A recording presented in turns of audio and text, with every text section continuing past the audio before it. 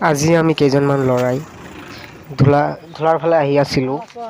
আহি থাকোঁতে দেখা পালোঁ যে ৰাস্তাৰ মাজত খালৰ সৃষ্টি হৈছে। এই খালখন ভাল কৰিবলৈ আমি কেইজনমান ল'ৰাই মিলি বহুত চেষ্টা কৰিলোঁ। তথাপিও অলপমান ভাল হৈছে। ভাল হোৱাৰ কাৰণ মানে আমাৰ বাবে নহয়, সকলো মানুহৰ বাবে।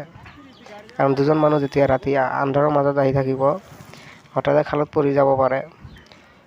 পৰি যোৱাৰ পিছত মানুহজন আঘাতপ্ৰাপ্ত হ'ব পাৰে।